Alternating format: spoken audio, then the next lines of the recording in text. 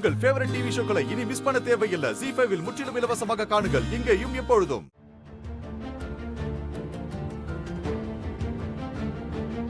சொல்லுங்க doctor.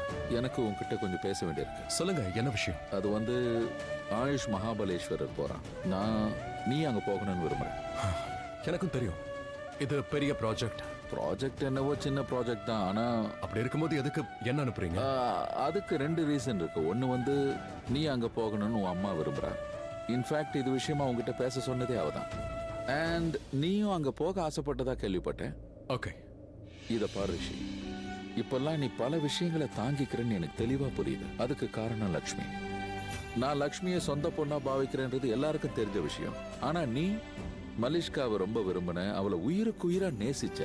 But ஆனா நீ லக்ஷ்மிக்காக மலிஷ்கா கிட்டே சண்டை போட தயாராயிட்ட. சண்டை போட்டது மட்டும் இல்ல, அவளோட இருக்கிற உறவை முறிச்சுக்கும் தயாராயிட்ட.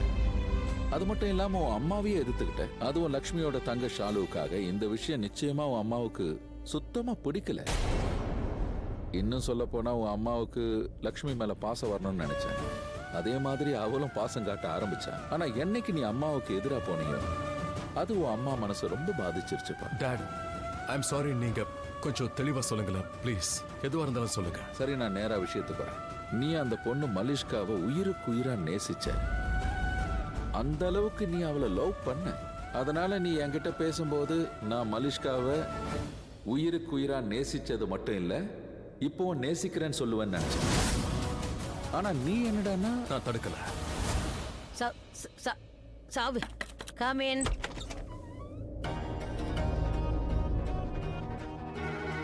நீயா? நீ எதுக்காக இங்க வந்த? 10 மணி ஆகுது. நான் சீரியல்லாம் பாக்குறது இல்ல. நீங்க சீரியல் பாருங்கன்னு நான் சொல்லவே இல்லையே.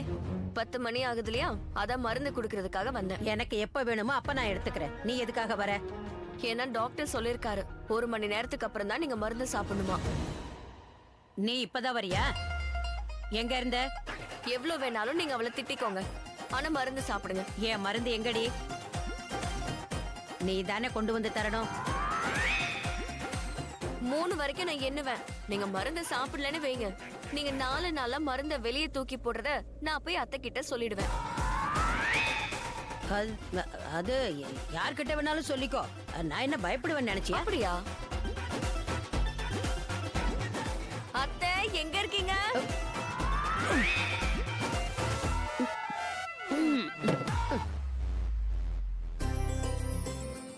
நீங்க எப்பெல்லாம் பாட்டிக்கு மருந்து குடுக்கறீங்களோ அப்ப அவங்க முழுசா மருந்து சாப்பிடுற வரைக்கும் நீங்க பக்கத்திலே நில்லுங்க. இல்லனா வெளியில தூக்கி போட்டுருவாங்க.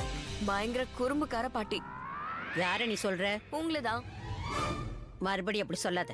சொல்ல போனா இந்த மாதிரி பேரெல்லாம் எனக்கு ரொம்ப பிடிக்கும். ஆனா நீ இந்த பேரை சொல்லாத. சரி, தெரியாம உன் வாயில இருந்து வந்துட்டா பரவாயில்ல, நான் உன்னை மன்னிச்சிடுறேன். புரியுதுல்ல? சரி, சொல்ல போனா பாட்டிமா, எனக்கு ஒரு விஷயம் புரிஞ்சிடுச்சு. ரிஷி ஏன் இவ்ளோ கியூட்டா இருக்கான்னு இப்பதான் தெரியுது. ரிஷி கியூட்டா இருக்கானா? ஏன்? ஏன்னா ரிஷி அப்படியே உங்கள மாதிரி இருக்கான். Good night. Good night. இதை எடுத்துட்டு போங்க.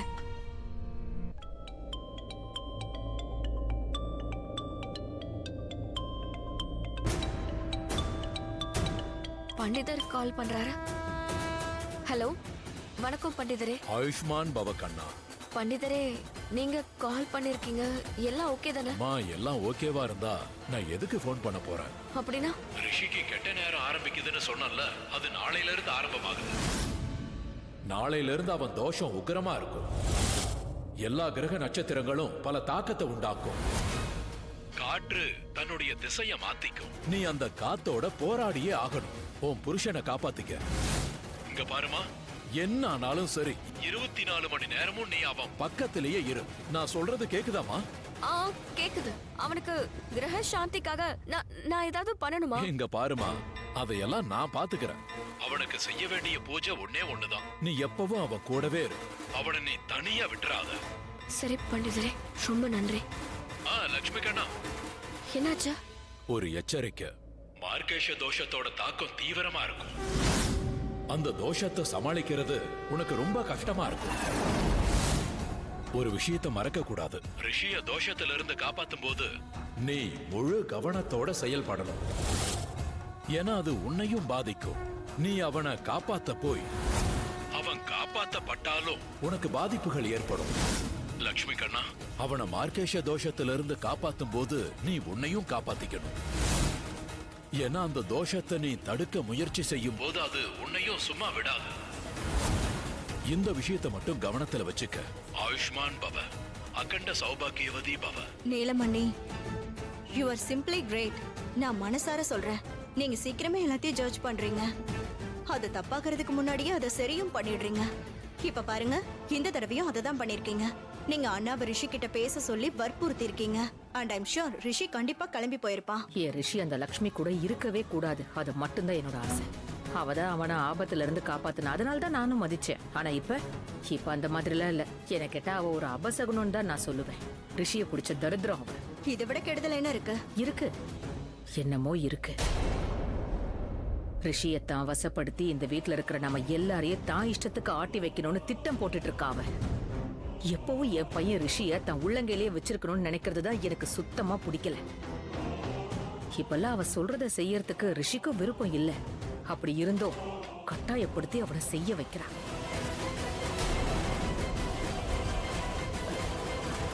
என்னாச்சு? ரிஷி ஒத்துக்கிட்டானா? மகாபலேஸ்வருக்கு அவன் போறான்ல.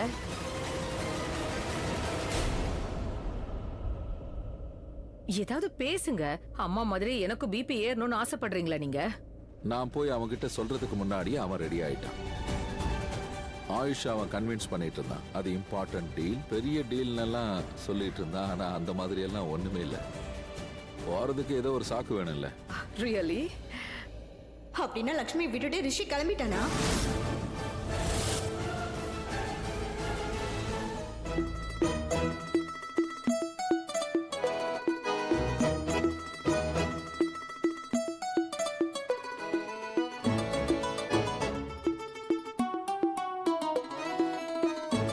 ரிஷி, சாரி. நான் கொஞ்சம் தூங்கணும். பெட்ல நீ பெட்ல படுத்து தூங்க. ஒரு ரிக்வெஸ்ட் பண்ணட்டுமா? வேண்டாம். ஏன்னா நீ சொல்ல வரத பார்த்தா நீ ரெக்வெஸ்ட் பண்ணல, ஏதோ ஆர்டர் கொடுக்கற மாதிரி இது இருக்கு. ரிக்வெஸ்ட் தான். நான் ஆர்டர் பண்றதா இருந்தா எப்பவோ ஆர்டர் பண்ணிருப்பேன். சரி பேசு. லிசன் லக்ஷ்மி, சரி விடு. ஏன்? இல்ல, நான் மறந்துட்டேன். சரி பரவாயில்ல விடு. ஒரு செகண்ட், என்னது பரவாயில்ல? பரவாயில்லனா பரவாயில்லன்னு தான் அர்த்தம். வேற என்ன சொல்ல? நீ இருக்கியே. இங்க பாரு. சரி சரி சாரி. இப்படிதான் நீ என்ன டென்ஷன் பண்ணிக்கிட்டு இருக்க. உன்னை என்னால புரிஞ்சுக்கவே முடியல. நீ எதுவும் புரிஞ்சுக்காத. பரவாயில்ல, ஐ மீன் பரவாயில்லன்னு சொன்ன. என்ன அது பரவாயில்ல?